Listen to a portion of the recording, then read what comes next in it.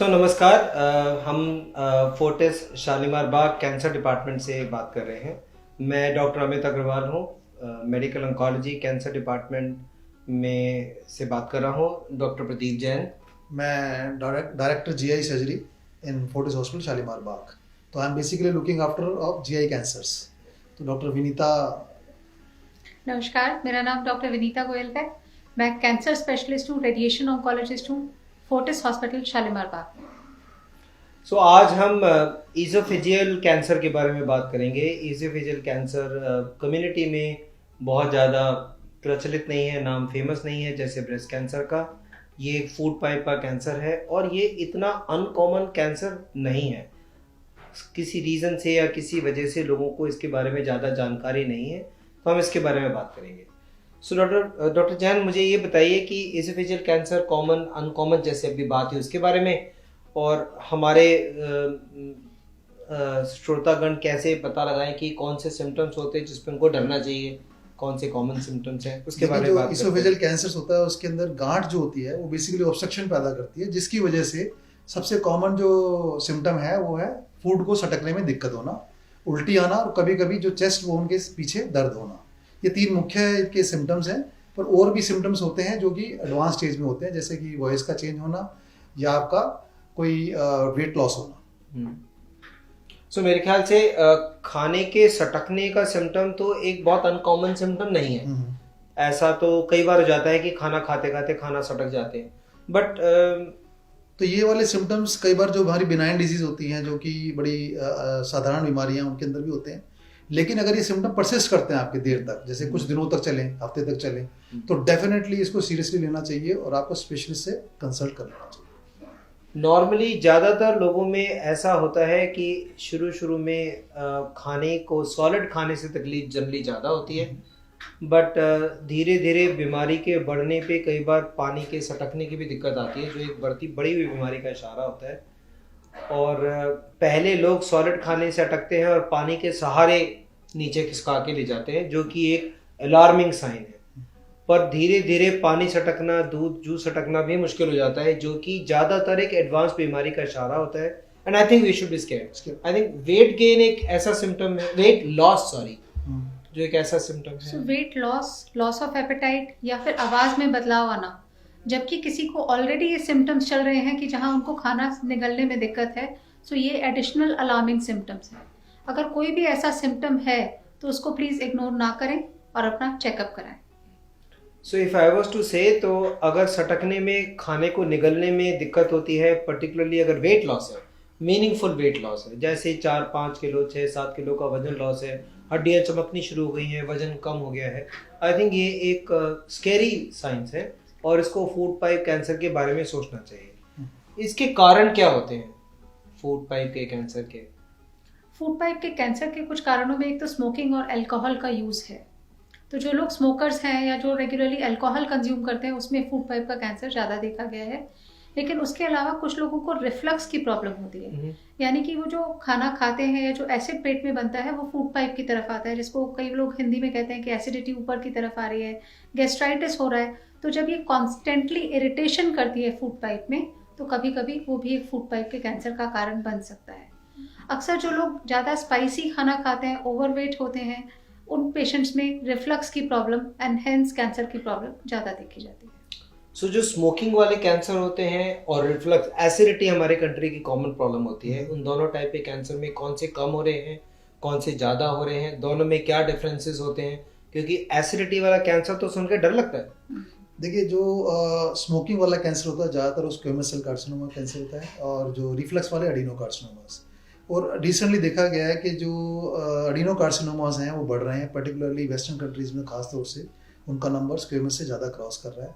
इन सब की location different है, दोनों की टाइप ऑफ कैंसर की लोकेशन डिफरेंट होती है, दोनों का ट्रीटमेंट भी थोड़ा डिफरेंट होता है। तो ये जानना बहुत ज़रूरी है कि आपको कौन से टाइप ऑफ कैंसर है। और इनफैक्ट कई बार इन दोनों में जो सर्जिकल जो मैग्नीट्यूड होता है, सर्जिकल जो ट्रीटमेंट होता है, उसमें भी डिफरेंस आता है।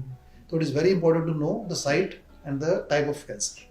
सो स्मोकिंग से रिलेटेड फूड पाइप के कैंसर में धीरे धीरे कमी आ रही है और एसिडिटी की प्रॉब्लम की वजह से थोड़ा नीचे वाले एरिया में कैंसर का इंसिडेंस एक्चुअल में वर्ल्ड वाइड बढ़ रहा है, इंक्लूडिंग इंडिया। हम जो कम देखते थे अब हम ज़्यादा देखते हैं। सो एसिडिटी के सिम्टम पर्टिकुलरली अगर फूड खाना अटकता है, सटकने में दिक्कत होती है, जिन लोगों को पुरानी एसिडिटी की प्रॉब्लम है उनको इस चीज़ के बारे में थोड़ा कॉशियस रहना चाहिए। ये होने वाली प्रॉब्लम का इशारा हो सकता है। मान लीजिए किसी का ये सिम्टम है और हम oesophageal cancer, food pipe cancer suspect कर रहे हैं, तो हम आगे क्या एडवाइस करें? उनको क्या इन्वेस्टिगेशन करानी पड़ेगी? क्या वो आइडिया लगाए उनके साथ कैसे कैसे ये डायग्नोस होगा? द फोरमोस्ट जो इसका इन्वेस्टिगेशन है वो अपर जे एंडोस्कोपी। एंडोस्कोपी के द्वारा ना हम सिर्फ ये डिफरेंस कर सकते हैं कि बिनाइन डिजीज है या कैंसरस डिजीज है, साथ साथ इसकी हम बायोप्सी ले सकते हैं और प्रूव कर सकते हैं कि कौन से टाइप ऑफ कैंसर है।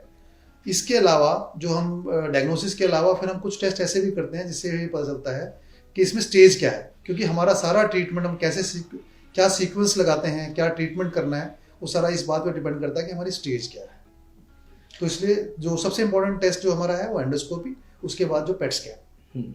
सो है बीमारी एंडोस्कोपी एंड बायोप्सी, कभी कभी हम एंडोस्कोपिक अल्ट्रासाउंड यूज करते हैं। और बीमारी कहाँ कहाँ पे, जैसे हम कॉमन भाषा में बोलते हैं स्टेज क्या है डॉक्टर साहब, उसके लिए हमें पेट सीटी की जरूरत होती है जो हमारे को ट्रीटमेंट के बारे में हेल्प करती है। सो मैडम क्वेश्चन ये उठता है कि ट्रीटमेंट फूड पाइप के कैंसर का कैसे होगा?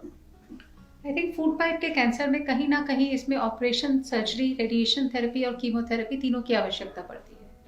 ज़रूरत होता है ये आइडेंटिफाई करने का कि करेक्ट सीक्वेंस क्या रखनी है ट्रीटमेंट की। उसके लिए I think tumour board approach is the most important approach, जहाँ तीनों स्पेशलिस्ट एक साथ बैठ के डिस्कस करके डिसाइड कर सकें कि पेशेंट के पर्टिकुलर कैंसर लोकेशन और स्टेज के लिए क्या बेस्ट ट्रीटमेंट है।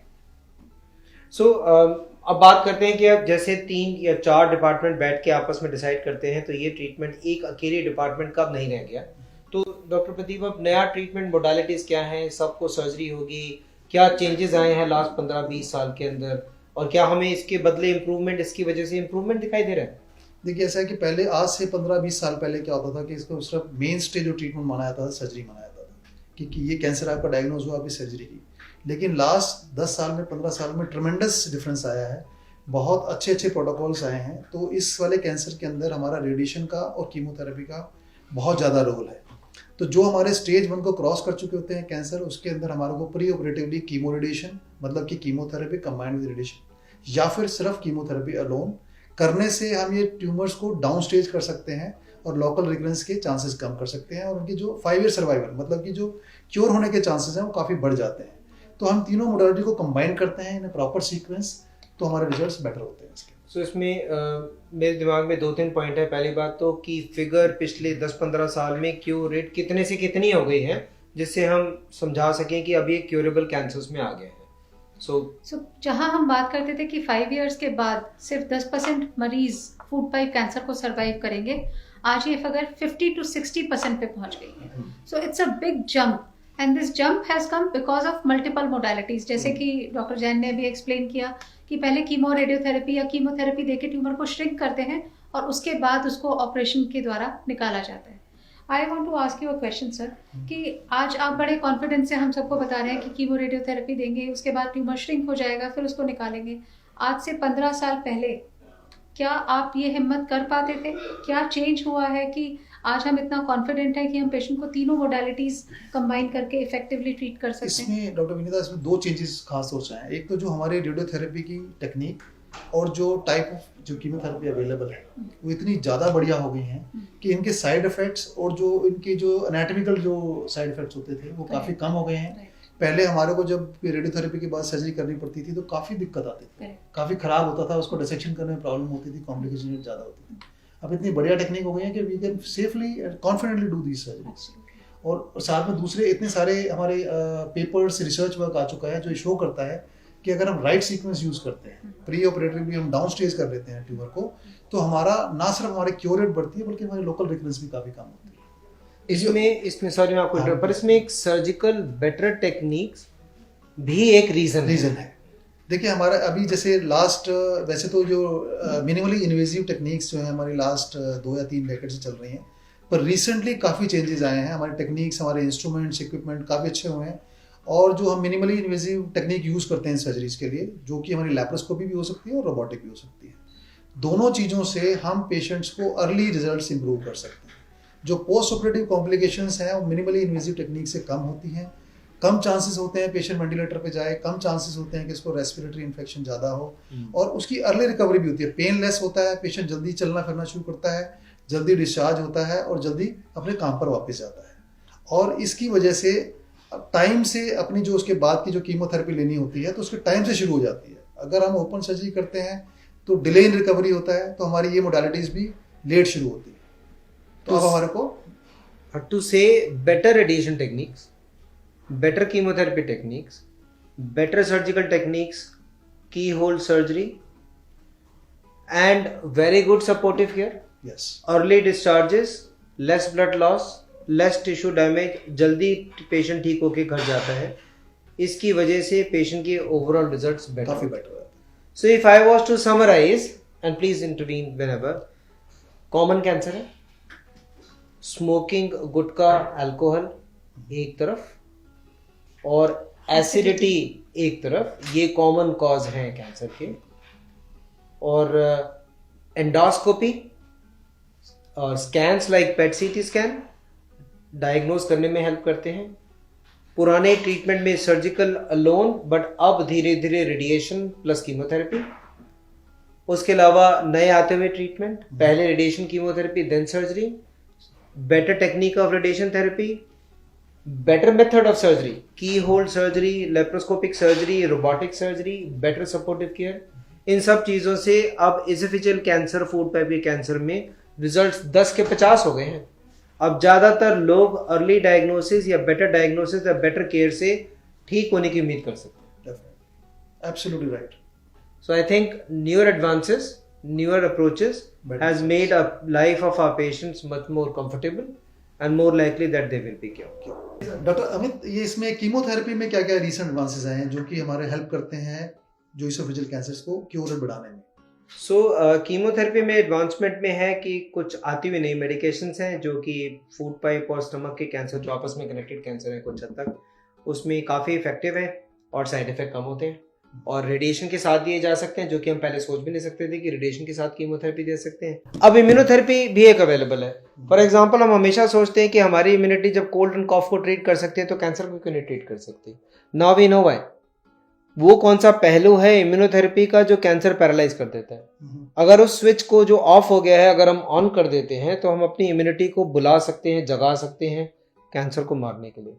और जैसे और कैंसर में ये बहुत इफेक्टिव इस्तेमाल हो रही थी, जैसे कि फॉर एग्जांपल किडनी कैंसर है या स्किन कैंसर है, अब फूड पाइप के कैंसर में भी इसका इस्तेमाल होना शुरू हो गया है। एग्जांपल है कि कुछ लोगों को रेडिएशन और कीमो के बाद सर्जरी होती है और काफ़ी लोगों को तो नहीं, पर कुछ लोगों का कैंसर लौट के आता है। इनमें से एटलीस्ट आधे लोगों का कैंसर इम्यूनोथेरेपी के इस्तेमाल से काटा जा सकता है। तो वी इमेजिन कि जो नंबर हम आज बोल रहे हैं 50 या 60 क्योर रेट, होपफुली 70-75 पे जाएगा और एक दिन 100 पे जाएगा। बिल्कुल, That's the target, nothing less than 100. Thank you. Doctor Vinita, आप ये बताएंगे जैसे लोग कहते हैं कि जो रेडियोथेरेपी भी होती है वो कई तरीके की होती है, और जो लोग काफ़ी बात करते हैं प्रोटॉन पंप थेरेपी की बात, इसके बारे में आप थोड़ा एलैबोरेट करें। रेडिएशन थेरेपी की सर अलग अलग टेक्निक्स होती है। पहले जो हम टेक्निक यूज़ करते थे वो कोबाल्ट थेरेपी थी, वो तो अब आउट ऑफ डेट हो गई है एक तरह से। जब हमें प्रिसिशन रेडिएशन थेरेपी देनी है तो हमें एग्जैक्टली ट्यूमर जहाँ है वहाँ फोकस करना है और उसके बराबर में जो लंग, हार्ट और बाकी ऑर्गन्स हैं उनको प्रोटेक्ट करते हुए करना है। उस टेक्निक को हम अपनी लैंग्वेज में कहते हैं IMRT, intensity modulated radiation therapy, और इमेज गाइडेड रेडिएशन थेरेपी। अब एक नई थेरेपी आई है जिसका नाम है प्रोटॉन थेरेपी। प्रोटॉन थेरेपी में कुछ और हम इन साइड इफेक्ट्स को कम कर सकते हैं, वो उसका एडिशनल एडवांटेज है। क्या ये इजीली अवेलेबल है आपकी प्रोटॉन पंप थेरेपी? सो प्रोटॉन थेरेपी जो है राइट नाउ सिर्फ इंडिया में एक ही जगह चेन्नई में अवेलेबल है। It is not easily available and it is extremely costly also at this moment. Thank you, Dr. Thank you. Thank you.